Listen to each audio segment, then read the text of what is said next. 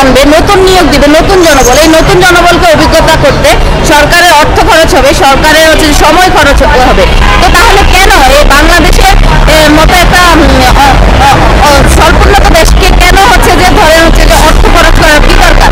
এখানে হচ্ছে যে নতুন করে আবার অর্থ সেট আপ করে নতুন করে সবকিছু করে কেন হচ্ছে যে সময় অপচয় দোনোটাই অর্থ দোনোটাই অপচয় করা হচ্ছে, সময় এবং অর্থ দোনোটাই অপচয় করা হচ্ছে কেন? এবং আমাদেরকে বেকার করে দিচ্ছে। এই অন্তর্বর্তী সরকার হচ্ছে যে সংস্কারের জন্য বসেছেন এবং উনি সংস্কার করছেন। তো এর প্রেক্ষিতেই আমরা এখানে বিভিন্নভাবে স্মারক দিয়ে প্রথমে হচ্ছে যে দাবি জানিয়েছি। আমরা স্মারক দেওয়া শেষ, প্রধান উপদেষ্টার দপ্তর থেকে শুরু করে আমাদের মন্ত্রণালয় এবং সংশ্লিষ্ট যেই জনপ্রশাসন মন্ত্রণালয়, অর্থ মন্ত্রণালয় বলেন, পরিকল্পনা, সব জায়গায় আমাদের স্মারক দেওয়া শেষ। তাহলে ওরা লিখিত ডকুমেন্টে কোনো কথা বলতেছে না। তার প্রেক্ষিতে আমরা এখানে হচ্ছে যে 26 তারিখ একটা প্রেস ব্রিফিং করে আমরা 28 তারিখ থেকে অনশন কর্মসূচিতে ছিলাম। অনশন কর্মসূচিতে থাকার পরে 4 দিনরত অনশন অবস্থায় তো জানেনি, যেহেতু খাওয়া যায় না, আমরা দুর্বল হয়ে পড়েছিলাম। এবং 1 জুন আমরা যখন 5ম দিন, তখন আর ধৈর্য সহ্য হচ্ছিল না, তখন আমরা প্রধান উপদেষ্টার কার্যালয়ে ওনার ভবনে সেখানে আমরা পুলিশের 3 ধাপে বাধা সম্মুখীন হই।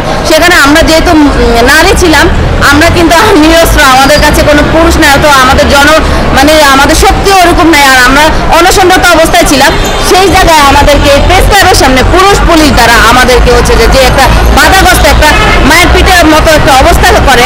এরপরে যমুনার সামনে আমরা যেতে পারিনি, যমুনার অভিমুখে কাকরাইল মোড়ে আমাদেরকে 2 বার হচ্ছে যে মারপিট করে আমাদের সাথে, পুরুষ এবং মহিলা পুলিশ উভয়।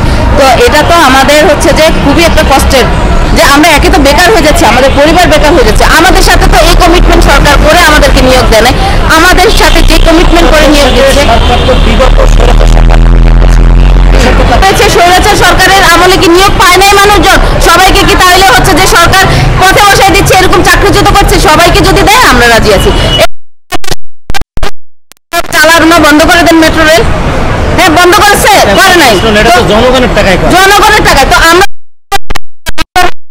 আমরা হয়েছে যে আমরা তো জনগণের টাকায় বেতন পেতাম, আমরা জনগণকে হচ্ছে যে কাজ করছি, আমরা জনগণকে সেবা দিচ্ছি এবং জনগণের টাকায় হচ্ছে যে আমরা বেতন নিতাম। ঠিক আছে, জনগণকে সেবা দেওয়ার ফলে আমরা জনগণের টাকায় আমরা বেতন নিয়েছি।